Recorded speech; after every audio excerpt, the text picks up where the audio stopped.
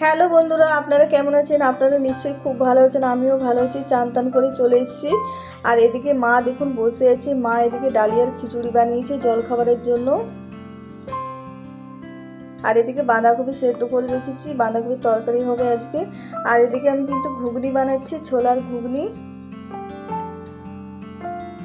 মুড়ি খাওয়ার জন্য। আর আজকে কিন্তু ইলিশ মাছের পাতুরি বানাবো। আর এই ইলিশ মাছের পাতুরির রেসিপি কিন্তু আপনাদের সঙ্গে শেয়ার করব। আর আরও কি রান্না করব সেটাও আপনাদেরকে দেখাবো পরে। আর এদিকে রান্না করতে বসে গেছি। আর ইলিশ মাছের পাতুরির জন্য এখানে পোস্ত, কাজু আর নিয়েছি সর্ষে, কাঁচা লঙ্কা, এগুলো বেটে নেব। আর এখানে ইলিশ মাছের মধ্যে দিয়ে দিচ্ছি পরিমাণ মতো নুন আর হলুদ গুঁড়ো। নুন হলুদটা ভালো করে ইলিশ মাছের মধ্যে মাখিয়ে নেব। আর আপনারা নিশ্চয়ই ভাবছেন যে এইটুকু ইলিশ মাছ, আগের দিন কিন্তু 1.5 কেজি মতো ইলিশ মাছ এনেছিল, সেটা অর্ধেকটা ভাপা বানিয়েছিলাম আর বাকিটা রেখে দিয়েছিলাম। বাড়ির সকলে কিন্তু ইলিশ মাছ খায় না, তাই অর্ধেকটা রেখে দিয়েছিলাম। আর এবারে পাতুরি বানাবো, তার জন্য তো কলা পাতা লাগবে, তাই কলা পাতাটা একটু কড়াই গরম করে নিয়েছি যাতে নরম হয়ে যায়, তাহলে পাতাটা মুড়োতে ভালো হবে নরম হলে। আর প্রত্যেকটাই পাতায় ভালো করে গরম করে নেব। আর সব পাতায় গরম করা হয়ে গেছে আমার। আর এবারে একটা বাটির মধ্যে আমি পোস্ত আর কাজু বাটা নিয়ে নিচ্ছি প্রথমে। আর এবারে দিয়ে দেবো সর্ষে, কাঁচা লঙ্কা বাটা। আর এবারে দিয়ে দেবো এর মধ্যে 4 চামচ মতো টক দই। এবারে দিয়ে দিচ্ছি এর মধ্যে পরিমাণ মতো নুন, হলুদ গুঁড়ো, আর দিয়ে দেবো একটু চিনি, আর দিয়ে দিচ্ছি সর্ষের তেল। এবারে ভালো করে মিশিয়ে নেব।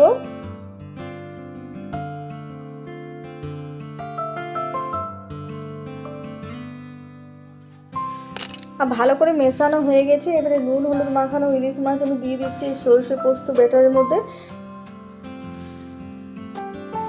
আর ভালো করে মিশিয়ে নিলাম সর্ষে পোস্তর সঙ্গে। আর এবারে কলা পাতার মধ্যে ইলিশ মাছটা দিয়ে দেবো। আর এবারে সর্ষে পোস্ত মাখানো ইলিশ মাছ দিয়ে দিচ্ছি। আর তার সঙ্গে একটু সর্ষে পোস্তটাও দিয়ে দিচ্ছি, আর দিয়ে দিলাম কাঁচা লঙ্কা চেরা। আর এবারে মুড়ে নেব কলা পাতাটা।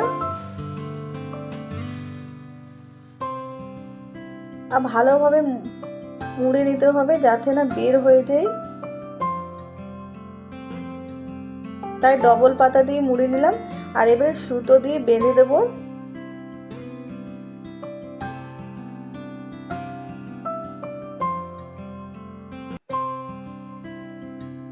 আর একটা দেখুন বানানো হয়ে গেল। একইভাবে প্রত্যেকটা বানিয়ে নেব।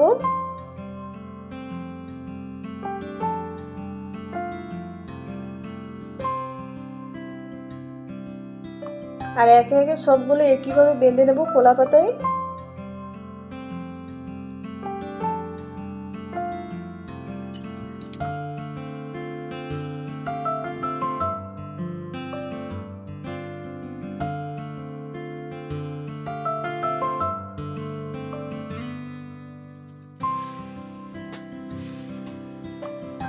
আর ইলিশ মাছের পাতুরি কে খেয়েছেন কমেন্টে নিশ্চয়ই জানাবেন। আর যারা খাননি তারা অবশ্যই বানাবেন। ইলিশ মাছের পাতুরি ভাপা খেতে দারুণ লাগে।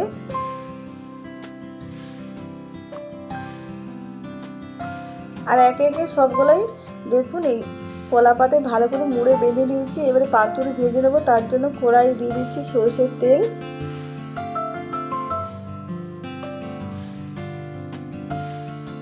আর এবারে পাতুরি দিয়ে দিচ্ছি। আর এই পাতুরি কিন্তু সরষের তেলে ভাজবেন, তাহলে বেশি খেতে ভালো লাগবে। আর আমি দুবারে ভেজে নেব, একবারে ভাজা হবে না। আর এবারে ঢাকা দিয়ে দিলাম। আর এটা কিন্তু খুবই কম আঁচে ভাজতে হবে, তাহলে ভালো হবে। আর এবারে এক সাইডটা ভাজা হয়ে গেছে, উল্টে দেবো। আর এক সাইডটাও ভেজে নেব কম আঁচ করে।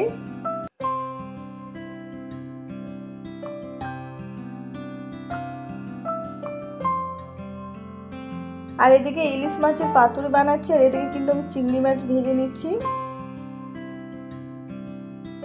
আর চিংড়ি মাছটা আমি টক রান্না করব, সবটা রান্না করবো না, অনেকটা আছে, অল্প মতো রান্না করব।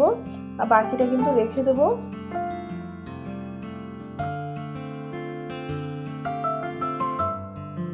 আর কিছুক্ষণ পর আবার ঢাকনা খুলে নেব। আর পাতুরিটা কিন্তু ভাজা হয়ে গেছে খুব সুন্দর দুদিকে। এবারে তুলে নেব আর বাকিটাও কিন্তু একইভাবে ভেজে নেব।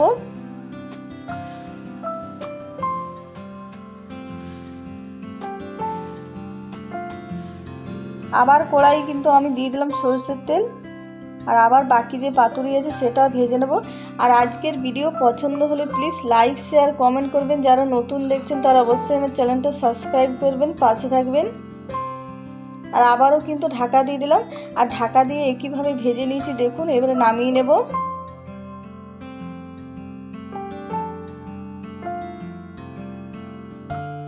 আর সব পাতুরি আমার ভাজা হয়ে গেল।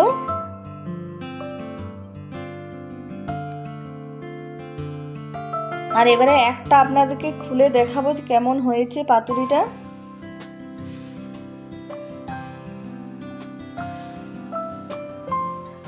আর দেখুন কত সুন্দর হয়েছে পাতুরি।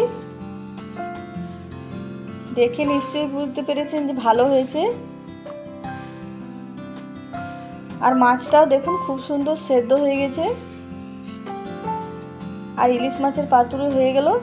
আর এদিকে চলুন দেখিয়ে দিই কী কী রান্না করেছি। প্রথমেই দেখিয়ে দিলাম ভাত। আর এখানে করেছি পেঁপে সেদ্ধ, তার সঙ্গে মূলো শাকের বড়া। আর এখানে করেছি মুসুর ডাল। আর এখানে করেছি কাল্লা আলুর তরকারি। আর এখানে করেছি বাঁধাকপির তরকারি। আর এখানে বানিয়েছি চিংড়ি মাছের টক। আগেই বলেছিলাম অল্প মতন রান্না করব, অল্প মতোই রান্না করেছি। আর বানিয়েছি ইলিশ মাছের পাতুরি। আর আজকের ভিডিও কেমন লাগলো কমেন্টে নিশ্চয়ই জানাবেন।